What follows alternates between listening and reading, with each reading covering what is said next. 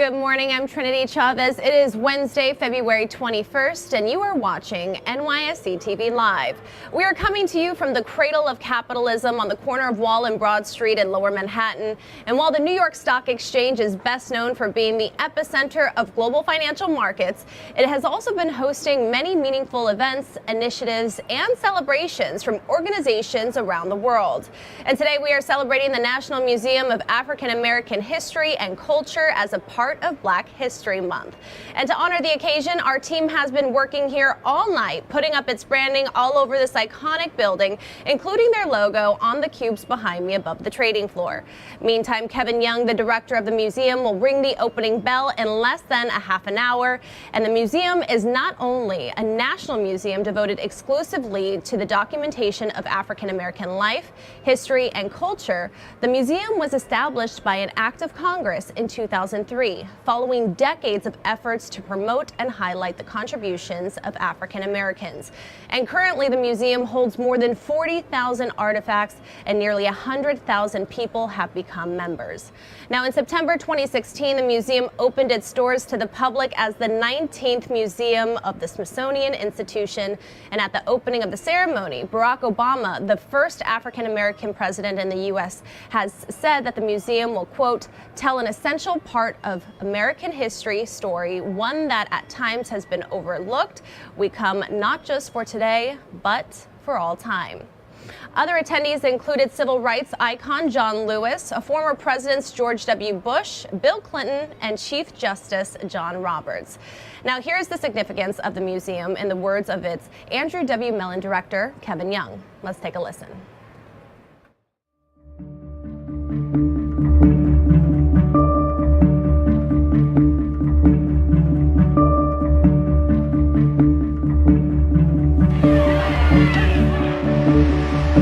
Some said it couldn't be done.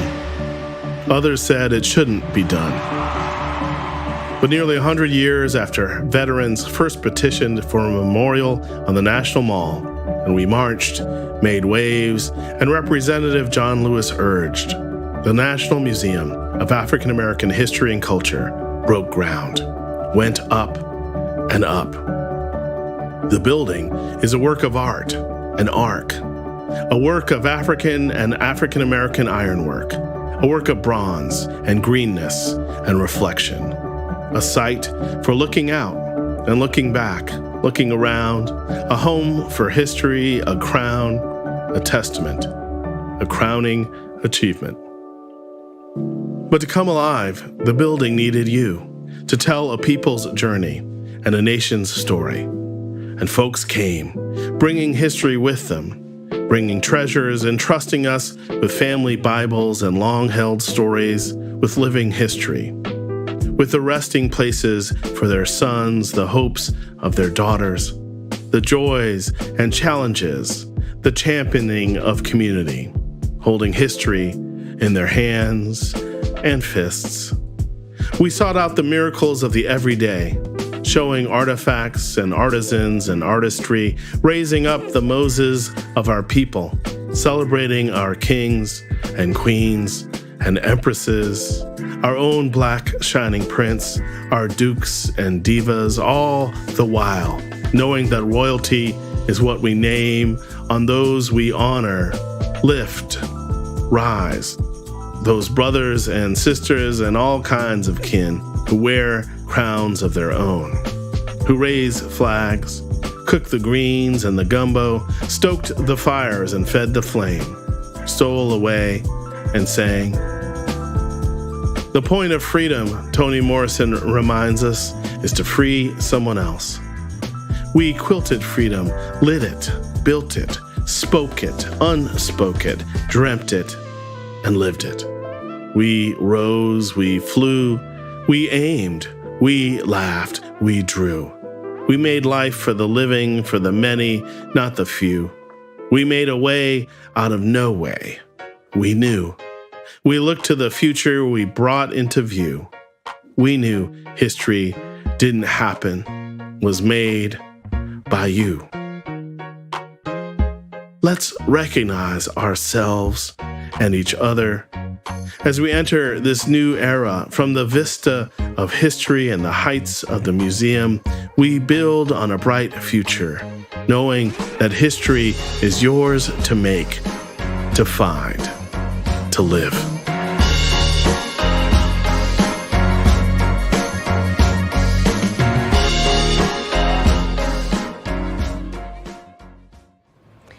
The National Museum of African American History and Culture says there are 4 pillars on which it stands. It provides an opportunity for those who are interested in African American culture to explore and revel in this history through interactive exhibitions. It also helps all Americans see how their stories, their histories, and their cultures are shaped and informed by global influences. It explores what it means to be an American and share how American values like resiliency, optimism, and spirituality are reflected in African American history and culture. It serves as a place of collaboration that reaches beyond Washington, D.C. to engage new audiences and to work with the myriad of museums and education institutions that have explored and preserved this important history well before this museum was created. Now, the museum is also leading the way when it comes to celebrating Black History Month. The National Museum of African American History and Culture's theme for this year's Black History Month is African Americans and the Arts, using art as a platform for social justice. And as a part of the initiative, the museum is highlighting the art of resistance and the artists who their work uplifts the race, speaks truth to power, and inspires a nation. Each week, the museum features 5 weekly focus areas, ranging from literature and poetry to this week's theme, which is music. Black History Month at the museum is also putting a spotlight on its Kids Learning Together program, providing an opportunity for kids to virtually meet Black beekeepers, a Black scuba diver, and a Black rock climber. Now, we're just getting started here on NYC TV Live. Coming up on today's broadcast, we'll speak to the founder of Impact Shares about how his ETF is giving investors exposure to companies whose values fit the NAACP's vision. And then we'll also take you down to the trading floor, where museum executives will sign the distinguished guest book. But first, we're going to go to Siebert Hall to my colleague Josh King for more of our live coverage. King, I am the head of corporate affairs of the New York Stock Exchange, the chief communications officer of our parent company, Intercontinental Exchange.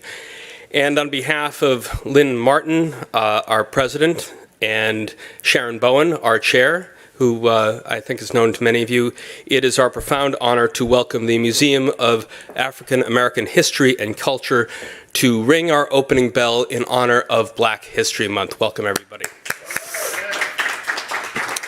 We are a small group today here in Siebert Hall, named after the first woman to be a member of the New York Stock Exchange. But we have a wide and vast community, a community that often tunes in to watch the goings-on Wall Street and what is happening on our floor through NYSE TV Live. They're covering our remarks now so that what we say and do this morning will be preserved for posterity. We started that idea in many ways echoing what the Smithsonian Institution is for the United States of America, America's attic. There's so much here that happens and has happened on Wall Street. We can only preserve and show just a small shard of it, just like, Kevin, you can only show 3,000 of your 37,000 artifacts at any one particular time at the museum. So we do what we can, but even though we're a small group here, everyone will have a chance to see what we say and do here today. I felt all that as I spent a couple of minutes yesterday watching and rewatching the dedication of the Museum of African American History and Culture back in 2016. President Bush, President Obama, Secretary Bunch, Chief Justice Roberts. I mean, so many people that gathered together that started that process with John Lewis and Sam Brownback getting together, President Bush signing the legislation in 2003, Obama dedicating it in 2016. I mean, that is what bipartisanship and cooperation and collaboration really means and is meant in Washington, and what we hope, can be achieved and restored. When I lived in Washington working in the Clinton administration, I would rely on those walks on the mall to the places that existed at the time, the Museum of Natural History, the Air and Space Museum, the National Portrait Gallery, to help me learn and sustain and stimulate my thought. I did not have at the time a National Museum of African American History and Culture to use as a guidepost, but we have a lot of that here. And it is important, I think, as we celebrate Black History Month, that Wall Street is a part of their remembrance and reflection. My colleague Pete Ash, who's in the back of the room, and I started our podcast Inside the Ice House 6 years ago. We just recorded and published our 400th episode. It was done with Professor Kenneth Jackson of Columbia University in honor of the 400th birthday of the initiation of the settlement of Dutch New Amsterdam here in Lower Manhattan. What the Dutch wanted to do in 1624, here we are in 2024, was separate themselves, protect themselves from the British and also from the native people in the northern part of the island and the rest of New York. And what they did was they built a wall on Wall Street. And I think all of us have an appreciation of who contributed to the building of that wall. We also know that right next to the wall, hundreds of feet from where we stand now, was a slave exchange that became sort of a neighbor to what we now have as the New York Stock Exchange. So, Kevin, we are honored to have you here. We know you are no stranger to New York, but we are grateful for everyone on the team for making the trip up from Washington and those of you who are supporting and helping to guide the museum from all parts of America. The group that you've assembled is a testament, I think, to the incredible contributions to our society in the arts and culture and finance. We could begin with Tony Coles. Hats off to you, sir, as the new chair of the museum. You follow in the footsteps of the great Ken Chenault, who I watched yesterday on the YouTube at the dedication. You've blazed a trail in therapeutics and pharmaceuticals, and you've created monumental footsteps of your own in which to follow. Earl Stafford, I met you earlier, sir. You are the 9th of 12 children, began your entrepreneurial journey selling hot dogs and mowing lawns before you enlisted, then commissioned as an officer in the United States Air Force, serving your country for 20 years. And then you were only just getting started with Unitech in the training space. Damian Dwin, like our friends here, representative of our listed companies, the Hartford, MasterCard, SiriusXM. You started at Goldman Sachs and Credit Suisse and contributed mightily to the publicly traded companies of the U.S. capital markets that we enable here at the New York Stock Exchange. Amos Winbush, while others took to big capital and finance, you see the value in the small, specifically the $12 trillion SMB community that you know so much of being a part of. When those companies need capital, your entrepreneurship helps establish their creditworthiness. Melanie, you and I met earlier. Where's Melanie? There she is. I saw your Instagram post of your shots of the James Beard Awards in 2020 that you republished a couple days ago on Instagram. The images of the pitmaster, Chef Rodney Scott, Miss Andre Prince Jeffries, and Chef Kwame Onwuchi did indeed cue big tears, as you mentioned in your post. And Tom Healy, where's Tom? Not here? And then, of course, Colson Whitehead, you're a product of this city. Colson, someone who uniquely appreciates the heritage of E.B. White through your work as a New Yorker. You know our bell ringer perhaps better than anyone. The author of 9 books, including The Underground Railroad, the winner of your first of 2 Pulitzer Prizes. So we are spanning a lot of history today.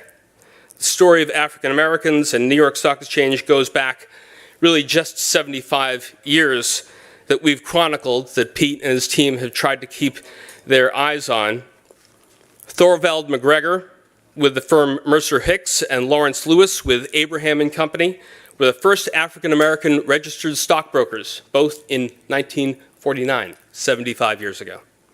In 1955, Philip Jenkins founded the first investment firm catering to African-American clientele that was called Special Markets, Inc.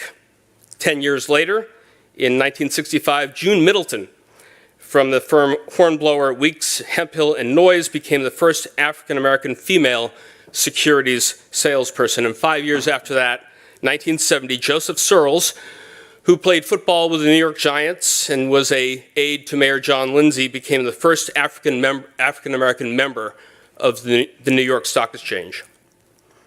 And then when BET Holdings, the parent company of Black Entertainment Television, was listed here in 1991, it became the first African-American controlled company to be listed on the New York Stock Exchange. And it all, for me, came back full circle, watching Robert L. Johnson, the founder of BET, sitting in the front row of the dedication of the Museum of African American History and Culture that I watched yesterday. We are just a part of that, but we embrace it, warts and all. And we all welcome the news in 2021 when our colleague Sharon Bowen was named the chair of the New York Stock Exchange, the first African American woman to hold that position.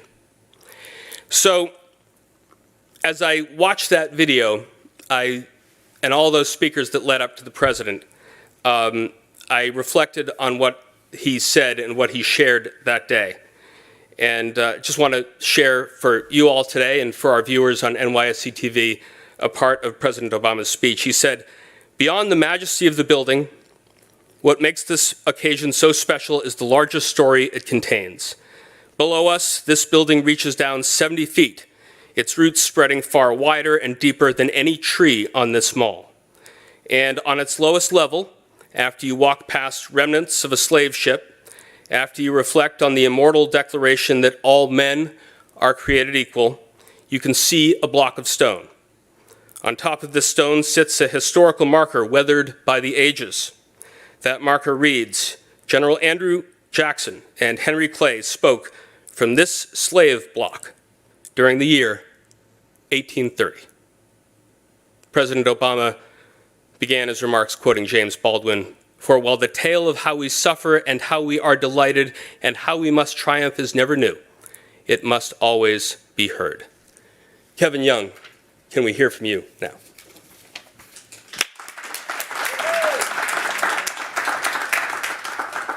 Thanks so much, Josh. That was so wonderful to thank you for honoring us with all of this. I'm so moved, honestly. I'm a little without words, which is tough for a poet, but it happens because I think it's such a momentous occasion for us.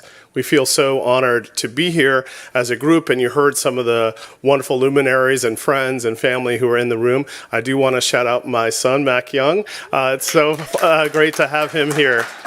And the museum is very much a story of family, of community, and of history. We think a lot in the museum about what we call living history. And I think that's very important to remember because we keep history alive. Often history, stories that aren't always told. And I think it's very important. But it also is important to remind our young people that history is something that's happening right now. It's important to remind all of us. But also, especially for our young people, that they too can make history. That history is made by individuals, not by big famous firsts or heroes, but by everyday people. And one of the things I learned as a poet is that poetry can make the everyday extraordinary and make the extraordinary an everyday occurrence. And that everyday miracle is something I see in the museum every day. I'm going to talk about a couple numbers that come to mind. One is 100. Because it took, as you know, over 100 years for the museum to be built. It was in 1915 when veterans of the Civil War, black veterans, petitioned on the Mall for a monument to their sacrifice and service to this nation. That was such an important occasion to demand, to ask, to plead, to also insist for that recognition. And it took 100 years later for the museum to open. I also want to mention a number that we're very proud of, which is 10 million, because last September we crossed the milestone of 10 million visitors, which is just terrific. And of course, 2 of those years we were closed. We were only not even 8 years old now. And so that's both a long time and a short time. And I think that 10 million visitor who was greeted by our Deputy Director, Michelle Commander, who's here with us, was really important because I love to think about the fact that they were just there in the museum for a book club in the cafeteria. It shows the ways that the museum is a place of pilgrimage for folks. It's a place that people return to. We have numbers like 77% of the people who are coming to the museum still are first-time visitors, which I think is an incredible number. But it also tells me that other 23%, if my math is right, are there returning. And often I find people are coming for the first time or the 10th time. And they feel comfortable and want to return. People come and take pictures with their membership card. And if they can't make it in person, we also have created means like the Searchable Museum to reach outside of our walls, to greet them, to meet them where they live. Because we want to make sure that everyone on the planet can access the museum and the history that's found there. It's very important to get out of those 4 walls, but also for people to be able to hold history in their hands. And I learned a lot about history growing up in part in Kansas, Topeka, Kansas. And we're approaching the anniversary of Brown v. Board this year. And I happened to go to a church called St. Mark's AME Church, a little church on the north side of Topeka, small place but mighty. And in the vestibule, because we were always running a little bit late, we'd be waiting before we could go in. And there would be a picture of Reverend Brown, who had preached in that church. And that was Reverend Brown who filed the case that helped start the desegregation of this country. And that work still continues, that work of history and of change. Also, Linda Brown, the little girl at the center of the case, the emotional center of that case, played piano and organ in the church and sang. And so I grew up knowing that history was something close at hand, nearby, singing to you. And that aspect of singing is what we're really celebrating here today in this momentous occasion. How do we sing together in history? How do we move forward? And that's something I think the museum does incredibly well, is it thinks about as a place of healing and reconciliation, of talking about race and the unvarnished truth of this nation. We really think and sing together. And so for me, it's really an honor, and I know it's an honor for the Smithsonian writ large. We are the 19th museum of the Smithsonian and the first to be so honored by ringing the bell today. But I know I speak for all of the Smithsonian when I say we're so honored to be here. Thank you so much for having us, and we look forward to ringing the bell. Thank you. Thanks. Well, Kevin, we are all going to move forward together. Stay up here for just 1 second. Sure. We have about 8 minutes before we have to get downstairs and actually have Kevin ring this bell, so we are going to move expeditiously moving forward, as Kevin said, but we can't move forward until we make a presentation of our medallion with the buttonwood tree under which we were founded 231 years ago, May 17th, 1792, on one side, and the facade of the New York Stock Exchange on the other. Kevin Young, the Andrew W. Mellon Director, opening bell ceremony, National Museum of African American History and Culture, February 21st, 2024, in honor of Black History Month. Kevin. Thank you so much. Thank you. Thanks for coming. All right. So Kevin and I are going to proceed out the door behind us, and let's all head downstairs and ring this bell. Thanks. Now, we just heard from Josh King along with Kevin Young, who again is the director of the National Museum of African American History and Culture. You know, I really loved how Josh drew a parallel between the Smithsonian and what we do here at the New York Stock Exchange, calling it America's Attic, storing so much history, so much culture in 2 iconic institutions. I loved also how Kevin Young was talking about how today is such a monumentous occasion. It is about family, community, and history. Often the history of people's stories that don't often get told, sometimes get overlooked.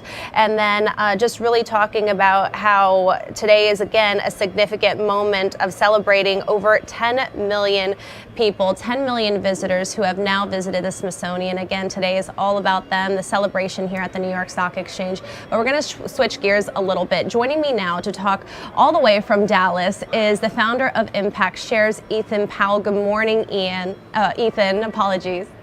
No problem. Good morning, Trinity. Thanks for having me. It's great to have you here. Now, let's talk about how the NAACP ETF is providing investors with exposure to the vision the NAACP has.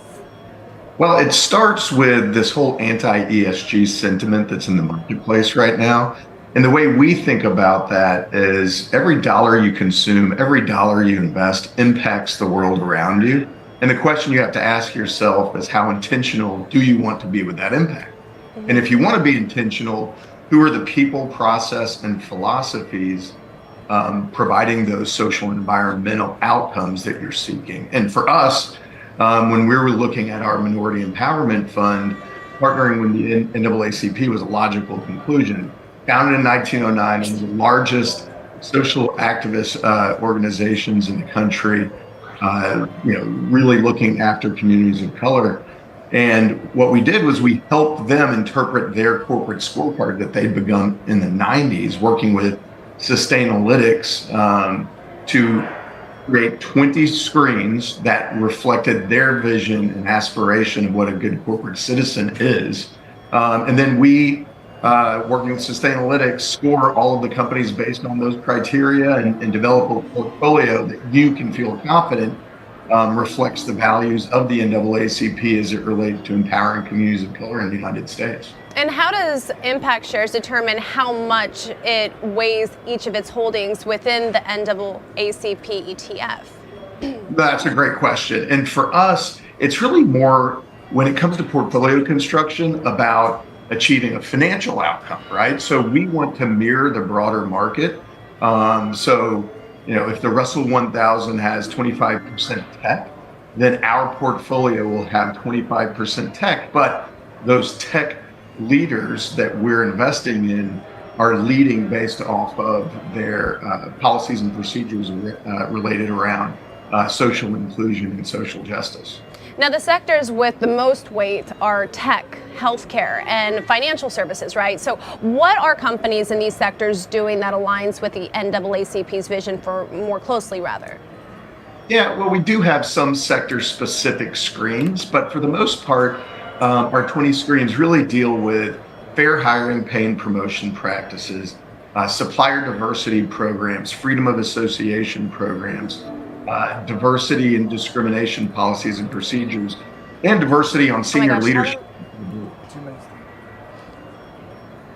And we understand Impact Shares donates all net advisory profits from NAACP's ETF management fee to the NAACP. Now, can you elaborate as to why this is?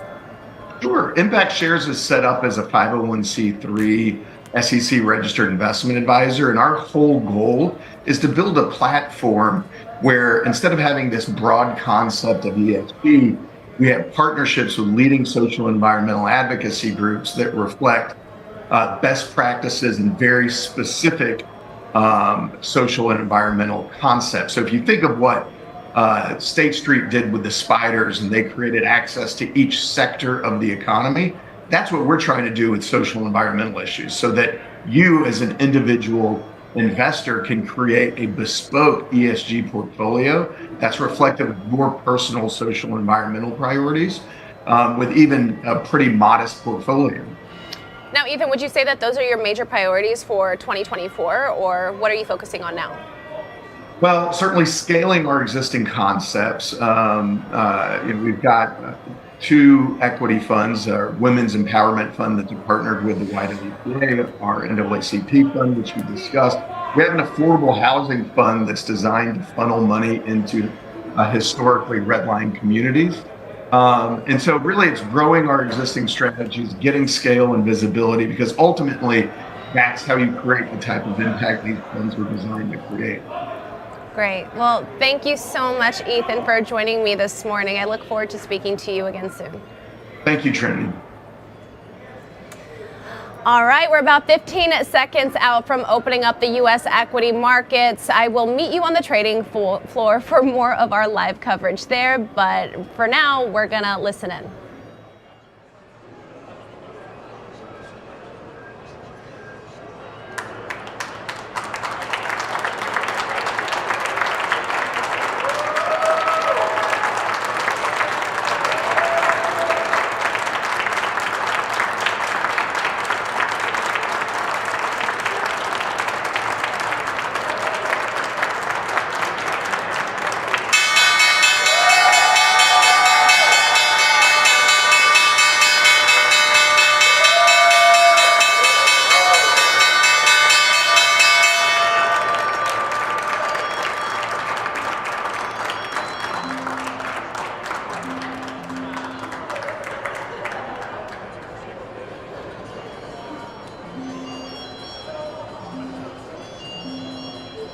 open here. Toll Brothers at a record high. Garmin 52-week high. Chubb at a record high. Teladoc down 20%. All right, the U.S. equity markets are officially open, and we will get a market update when I head to the floor in just a little bit. But last February, the exchange celebrated Black women on boards and its success in placing 30 executives on public and private boards. The organization's co-founders, Merlin Santil and Robin Washington, rang the opening bell that day and joined me on the trading floor to talk about the impact their organization is having on helping to remove obstacles many executives face when it comes to pursuing board seats. We're a group of over 200 executives. We started this in the middle of pandemic, not because it was the pandemic, but we felt we were really at capacity, but we knew amazing women who just weren't getting the calls. So we got together, 18 of us started, next thing you know, we're over 200. And candidly, it's not only about joining boards, it's just about creating that network of support, even when you're on a board. What do you do for that first meeting? How do you prepare? How do you interview? How do you strategize and think about which boards make the most sense for you? How do you remain an operator and be on boards? All of those things are really part of our mission to support. I would imagine you have a very high bar. So how does one become a member? Well, first of all, a lot of it's been word of mouth.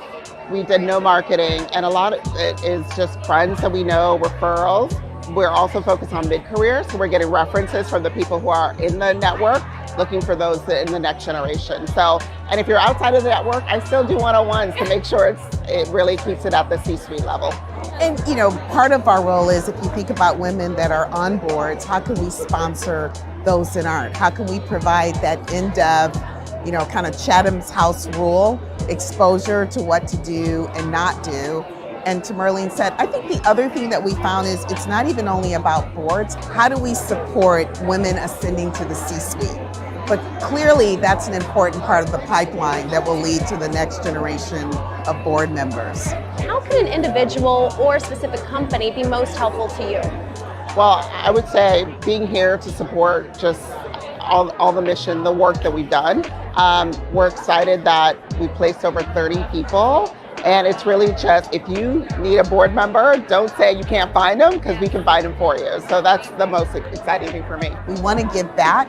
So now we've met some wonderful people and expanded our network that we can assert, these are awesome board members, please consider them, and get them into that concentric circle, and hopefully it only continues to expand. But it's a proven fact that diversity of thought definitely adds to the bottom line. It brings in the boardroom, in the C-suite, and throughout the organization different perspectives of a company's customers, of the people that say they support, of their communities. That's really critical and important. And if you have a homogenous board, you may be missing some things happening around the corner. So whether it's age, diversity of race, gender, diversity matters. I know I personally built an executive team when I was in an operating role, and I could see the difference in the value that we brought to the table by having that diversity around my executive team and the different perspectives. It's really important, it's critical. I think if you think about the things that have moved the needle in the last 45 years on the balance sheet, it's the intangibles. So the three things we're talking about: human capital, innovation, and just talent, and thinking about diversity. And that is part of why it's not really just about just diversity for diversity's sake, but if you want to compete, these are the three things, regardless, have moved the shareholder values in the last 45 years. I do want to just bring you back to one point about diversity. It's not only about diversity. We've created a group of powerful women that are in their own right powerful. Their experience, they bring all types of diverse skill sets. So we want to be in that boardroom not only for our diversity, that's like the sprinkles, right on top of all the great things and dynamics that we can bring to the boardroom. But also because you know what you're doing. You're good at your job. That's exactly right. We're amazing at our job. Those are table stakes. Right. Exactly. Right. I mean, it's great, diversity, all of these things, but you know what you're doing at the end of the day. You know what you're doing, you're experienced, you've been up the ladder, you've had, international experiences, you've run P&Ls, And that's what matters. And what we're saying is, let's take those experiences and give them appropriate exposure so people know that they deserve to have a seat at the table. And I think if we think about the future, as much as we're focused on boards, we also realize there's still a dearth of people that look like us that are CEOs. And let's face it, CEOs are ultimately will populate the boardroom. So if we can help a mid-career or a person 2 to 3 steps from the C-suite push through those adversities, ensure they're part of the succession planning, to your point, working with our sponsors or corporations, anything we can do to propel that forward, it ultimately becomes the next population of board members. So that's equally important to us. I'm on the trading floor right now. We are in front of CNBC set as we are seeing the whole team here from the museum gathered just right behind us. I'm joined now with Dave D'Onofrio. He is the archivist here at the New York Stock Exchange. Dave, why don't you start by telling our viewers a little bit about your role here at the NYSE? Oh, absolutely. First of all, thank you for having me. This is truly an exciting day to be here. Think about it as someone who deals with history on a daily basis. Normally you have to go to the Smithsonian. To have them show up at your doorstep is truly an amazing experience. So as the archivist, I'm effectively in charge of the NYSE's history. I take charge of our physical collections, so our historic records and documents, things like the Buttonwood Agreement, our historic art collection. We have a collection of historic furniture and timepieces. So really anything you see on the walls here in this building, that's something that falls under my purview. Amazing. And you were actually in Washington, D.C. at the time the museum was being built. Tell me about this process and what you know about everything that took place. Well, it was an amazing time. So, from the time they started the groundbreaking in 2012. I was working in the DC area for about the last almost 20 years. And you could just feel the excitement as they were building that building, going from an empty spot on the mall, watching them go foot by foot, beam by beam. And it's exciting for a number of reasons. One, because for a lot of people, this is probably maybe the only time they're going to see a new Smithsonian building on the mall. But more importantly, because if you think about the United States and our history trying to forge a more perfect union, what you want to see as a historian is telling the full story of that union, and that's really a hole that was missing in that story on the National Mall, and this really plugs right in there perfectly. I love those kind of stories, and it's actually been almost 54 years since the first African American became a member of the NYSE. Tell me about this story. So absolutely, 54 years, not quite to the day, but almost to the week. So absolutely tailor-made for, of course, what we celebrate this month here. Joseph Searles III has an interesting backstory. He starts out, he's playing high school in football in Texas. Is actually his home stadium is named for him these days. Moves on to Kansas State University where he plays football there. Ends up in the mid-1960s after graduating college here in New York City. And what does he end up doing? Well, he ends up in the NFL playing for the New York Giants. But that wasn't, really his long-term plan. A lot of pro athletes have second careers. I know a few that have owned car dealerships, start their own businesses, maybe go into sports apparel. Even I think Yogi Berra owned a bowling alley. But Searles had a different plan. And so after he finishes his career, he jumps over from Big Blue right here to the big board. And so in February 1970, he becomes the first African-American member here at the New York Stock Exchange. And even though he was only here as a member for only about a year, it was really a watershed moment for us because very quickly, all of a sudden, a year later, you see the first black-owned member firm in Daniels and Bell. You see our second firm only months later in First Harlem Securities. And literally after only 2 years after he's here, we have our first black member of our board of directors here at the exchange. I'm literally getting chills as you're telling me these stories. I mean, they're so fascinating. But, there's a lot of firsts that take place here at the New York Stock Exchange, especially when it comes to Black History Month. But let's talk specifically about Black women in the 1980s. Absolutely. So the 70s were, of course, a great time for starting out. I mean, some people have their own views on the 70s, but you come to the 1980s and all of a sudden you're looking at yet another time of really momentous change here at the Stock Exchange. First of all, just look around this room here on our trading floor. It's the 1980s when this space actually starts to take form as we see it today. But of course, I'm not here to talk about architecture. I'm here to talk about Black history. And so only a few years after we see the transformation of this trading floor, 1985, we have our first Black woman member of the New York Stock Exchange in Gail Pankey. And then only 4 years after that, Alana Peters joins our board of directors as the first female African-American woman on our board of directors. And historians don't necessarily like to be deterministic. We don't like to say that everything was building to this moment, but it's so easy just to draw, such a straight line from Searles through Daniels and Bell through Pankey and then to Alana Peters to what we have here today with Sharon Bowen taking over the gavel in December of 2021 as our chair. And we have you here to help draw those parallels. Thank you so much for joining me, Dave. It's my pleasure. Thank you. And now we're going to tune into a quick word from the NYSE. We'll be right back. Together, we built something truly beautiful in the true iconic notion of what America is all about. This is our task, this is our mission. We have a clear focus and we have the ability to be agile and innovate. It takes years of dedication to get us to this milestone. It is all because of you. Never doubt that a small group of thoughtful, committed citizens can change the world. It is the only thing that ever has. To be a woman leader, it's not so easy, but it's easy if the passion and the love is coming from your heart. The New York Stock Exchange is the symbol of what America is all about. Potential of capitalism, the potential of an American dream. The only way you can move a society forward is a true expression of freedom.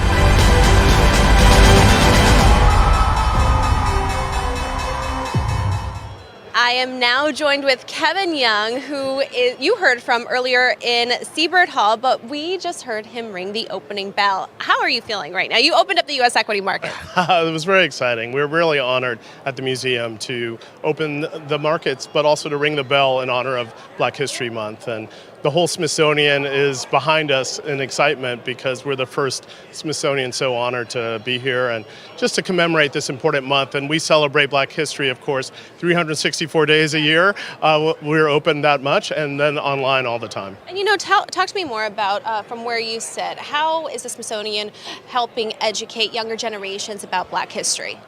Well, we're central to that conversation that's been going on for generations, but I think we really have, as the first national museum dedicated to African American history, we stand on the shoulders of so many before, people who made the legislation possible, but also people who marched and fought to have the museum on the Mall, honoring the sacrifice and the struggles of African Americans, but also the triumphs. It's really a special place. And there's so many other legacy museums and historically Black colleges and universities. That's where my parents met, is at a HBCU. So we honor that tradition.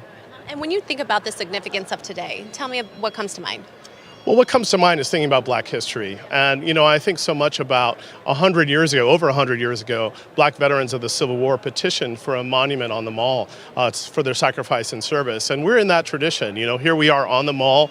We're just steps from the Lincoln and Washington memorials. And I also think about Dr. King so much because we were commemorating his birthday recently and also just thinking about his legacy and the March on Washington for Jobs and Freedom, which is just steps from where we were.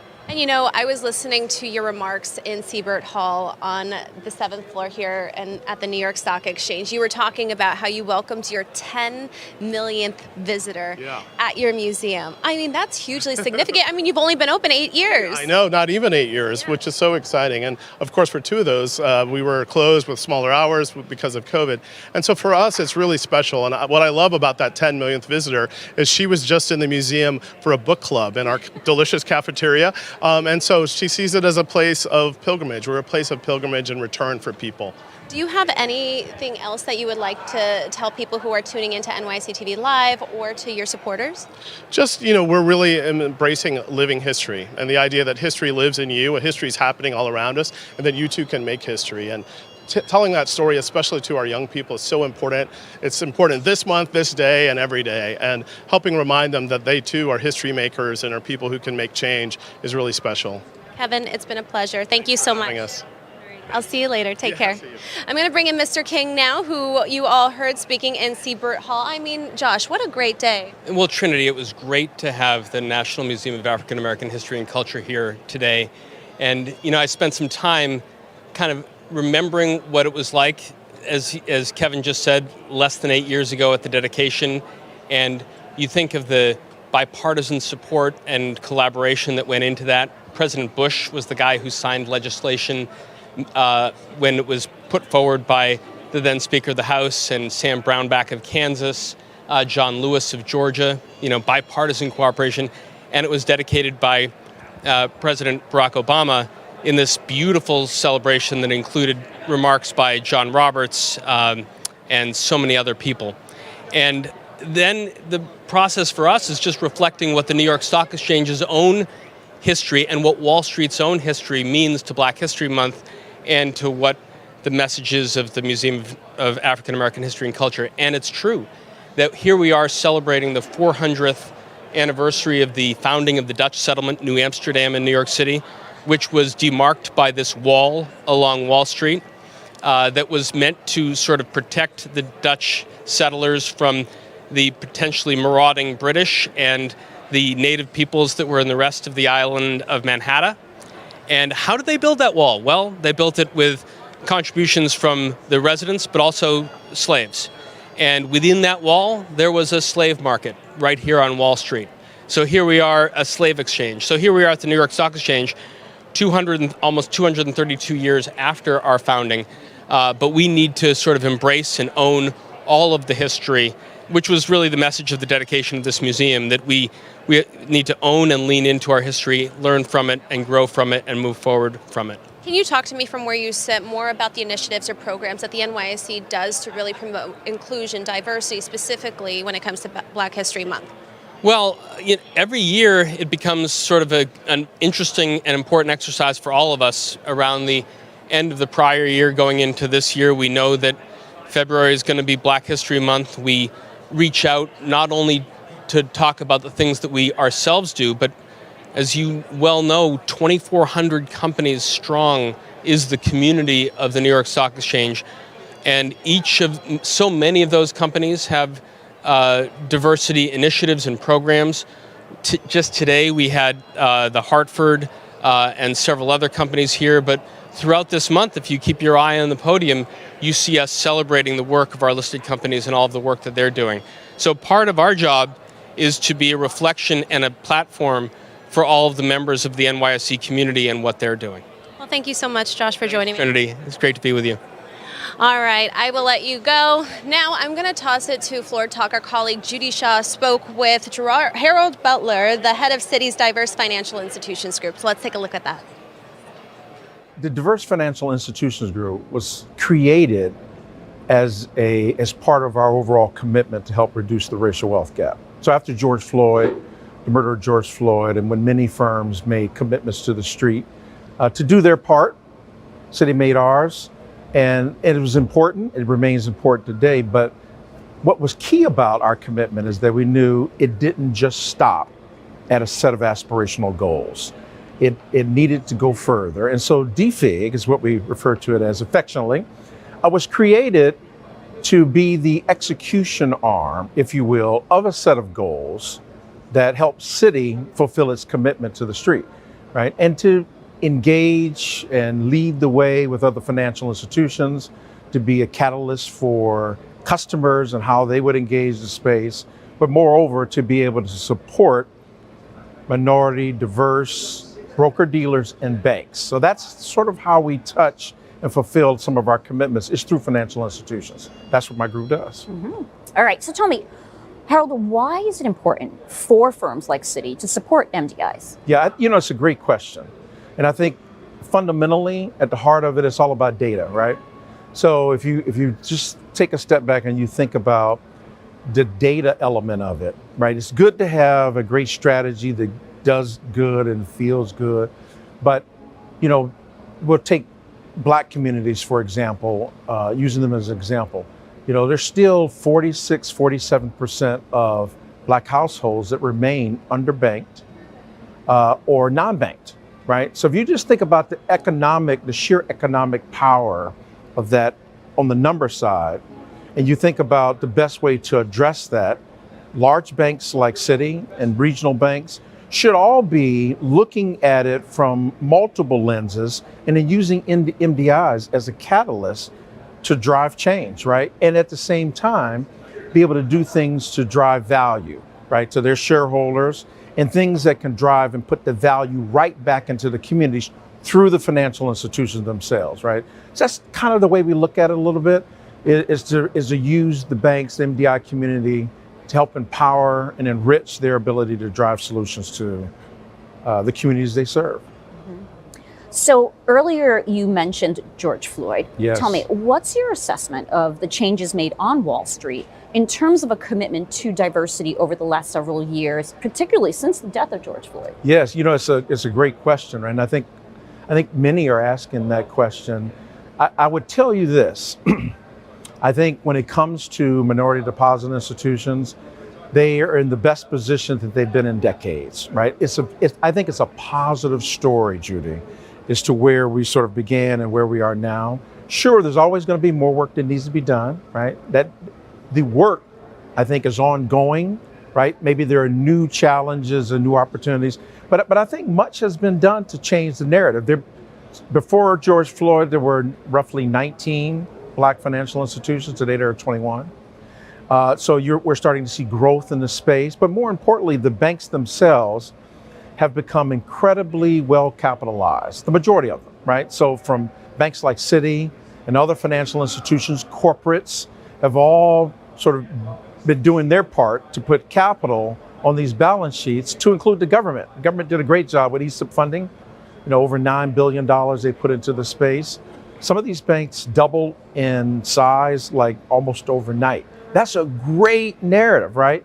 Now the challenge, right, and the opportunity at the same time is really how to unlock that capital, right? So things like deposits remain very key and critical to the banks. For every $1, the banks can raise $10 and they put that capital to work, right? So that's the next sort of quandary, is to figure out how do we help empower the financial institutions to deploy capital, right? To make good use of how they do capital, how to manage that process, but more importantly, how to get those deposits, right? We're very focused as Citi on, again, doing our part to help unlock the liquidity aspect of it, and to continue to have the dialogue. Like, our dialogue is very important to the overall story. The National Museum of African American History and Culture had a very eventful 2023, but let's take a look at some of the highlights of this year.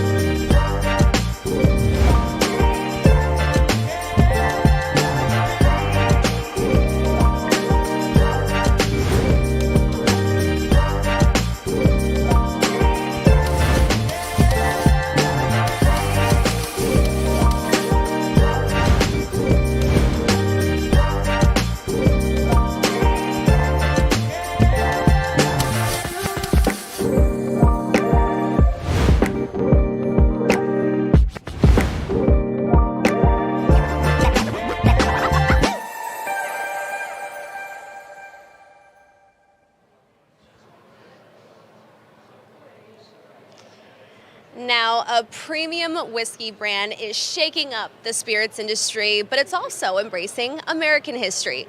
I spoke to the powerhouse women who are behind the infamous brand of Uncle Nearest.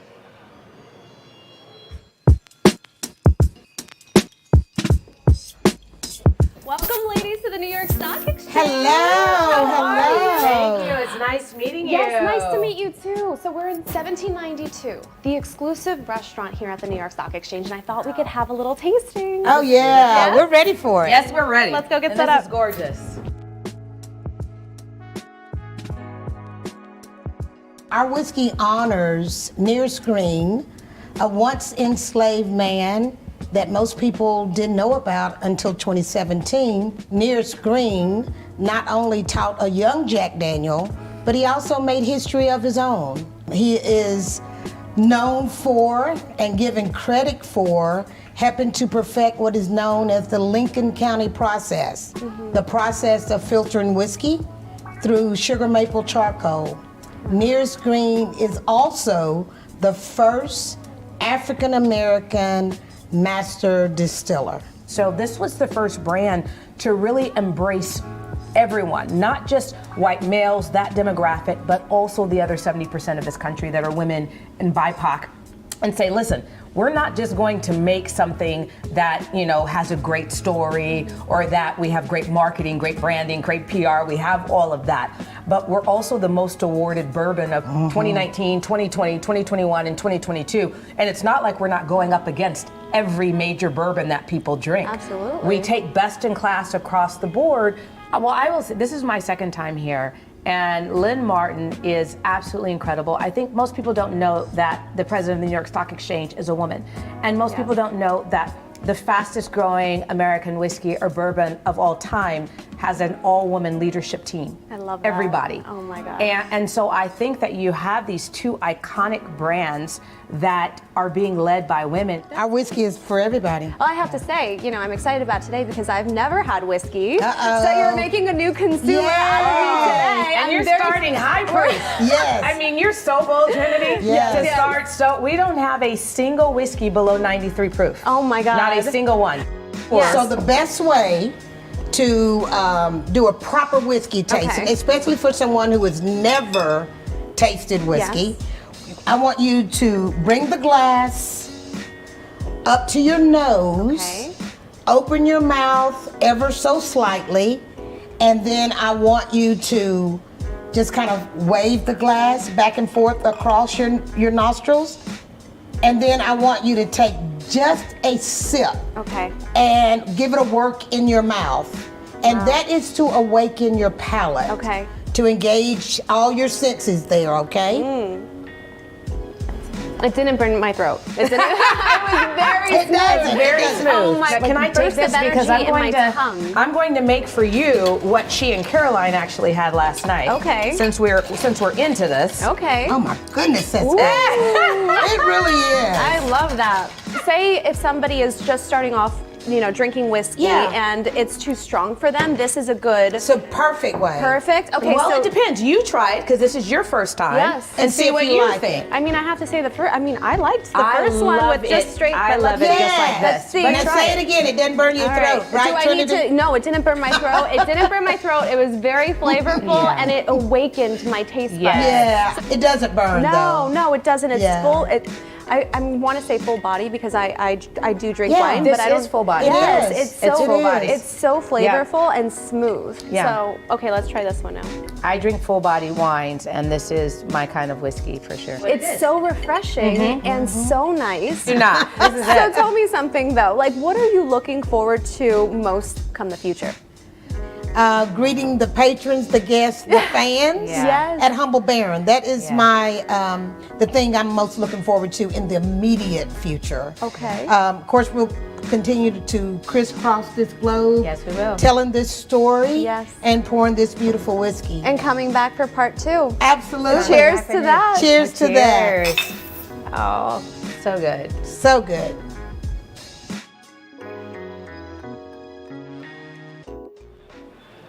Well, that just about does it here for us on NYC TV Live. Thank you all so much for joining in, and I'm Trinity Chavez signing off. We'll see you next time.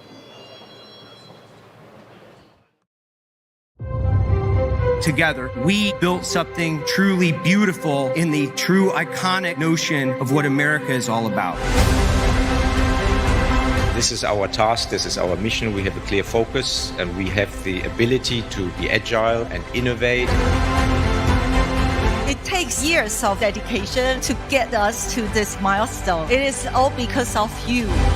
Never doubt that a small group of thoughtful, committed citizens can change the world. It is the only thing that ever has. To be a woman leader, it's not so easy, but it's easy if the passion and the love is coming from your heart. The New York Stock Exchange is the symbol of what America is all about. The potential of capitalism, the potential of an American dream. The only way you can move a society forward is a true expression of freedom.